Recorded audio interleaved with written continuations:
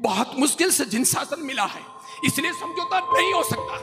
तो किसी भी हालत में उन्होंने ये तय किया कि मरना कबूल है, बाल बच्चों का जो होगा वो होगा, हम धर्म परिवर्तन नहीं करेंगे।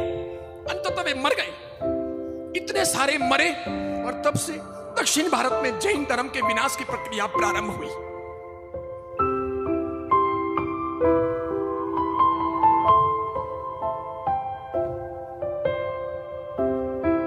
हम बताएंगे और आपको बदलना है, जिंदा रहना है तो यही रास्ता है, इसके सिवाय कुछ भी अपने पास में बचा हुआ नहीं है। मुट्ठी भर जैन समाज है, सने सने समाप्त हो रहा है, चारों तरफ से हम घिर चुके हैं, संक्रमण काल है। ये हमारे सामायिक ने प्रतिक्रमण, ये जाप ने, ये तप ने, ये तीर्थ यात्राएं, ये नव्वाणु, ये मंदिर उपाश्रय, सानक और तेरापंथ भवन तो कुछ ही दिनों में नीलाम होने वाले हैं। मार मार के लोग हमको कुछ ना कुछ बना देने वाले हैं, हमारी ताकत अब बची नहीं है।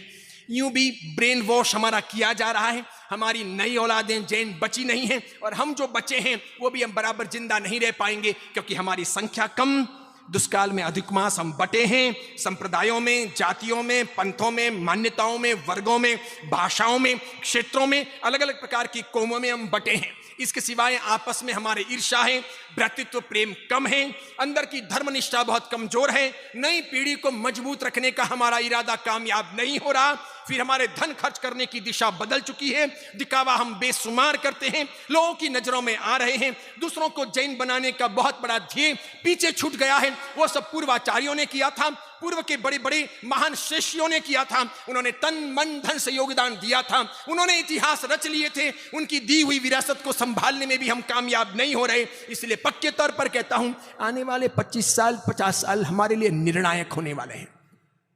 ये डिसाइड करेंगे कि हम जिंदे रहेंगे या चले जाएंगे।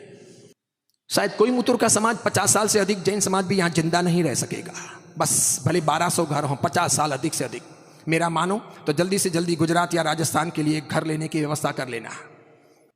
अंततः सब यहां से छोड़ करके आपको भगना पड़ेगा।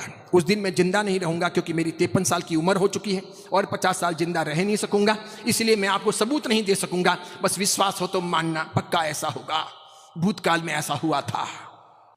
7th सेंचुरी इन साउथ इंडिया, 7वीं शताब्दी दक्षिण भारत की जैन धर्म के विनाश की शताब्दी थी, जहां लाखों की संख्या में केरला में, आंध्र प्रदेश में, तमिलनाडु में, कर्नाटक में जैन निवास करते थे। हजारों की संख्या में जैन साधु साध्वियों के विहार होते थे, हजारों की संख्या में हमारा स्थापत्य था, हमारा साहित्य था, हमारी परंपरा थी। बहुत बड़ी मात्रा में जैन धर्म जन धर्म बन चुका था, घर घर और गांव गांव पहुंचा था। अंततः हमारी संख्या जब घटती गई, दूसरे लोगों के राजपाट आए, तलवार के जोर पर हमें काट दिया गया, या तो हमारा धर्म परिवर्तन करवा दिया गया, या फिर हमारे पुरखों को मौत के घाट उतार दिया गया। 7वीं शताब्दी में ऐसा हुआ था। यह लोही लुहान का युग था।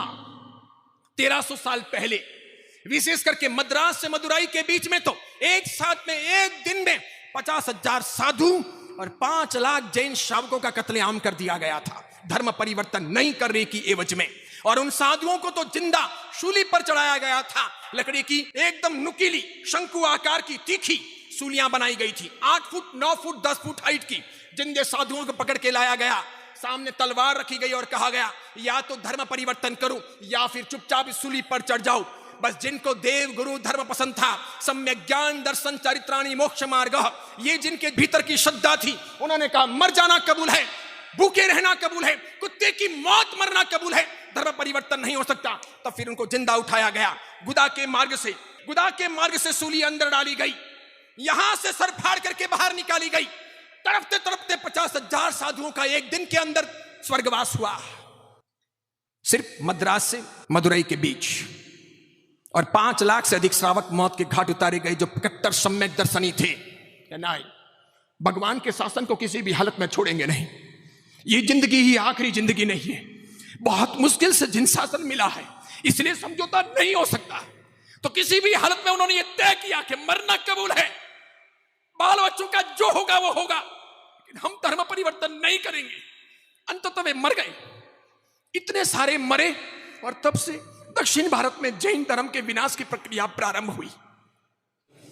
इसलिए क्रांतिकारी खतरनाक बात आपको कहता हूं, जल्दी आपके गले नहीं उतरेगी, वक्त लगेगा। मैं ये सोचता हूं कि अब कोई नया मंदिर बनाना, नया उपाश्रय बनाना, नया स्थानक बनाना, नया तेरापंथ भवन बनाना, कोई आमिर खाता बनाना अब बेकार है, अब बनाने का अर्थ नहीं है। अब जितना है उतना संभाल लो, बस बहुत हो गया। अब बनाओगे तो मान के चलो वो दूसरों के लिए बना रहे हो। ये जितने भी हाईवे पे वगैरह यहाँ वहाँ भी जो भी छोटे बड़े तीर्थ स्थान वगैरह बन रहे हैं, इन सब की उम्र 10 साल, 15 साल, 20 साल, 25 साल, बस, इसके अधिक नहीं।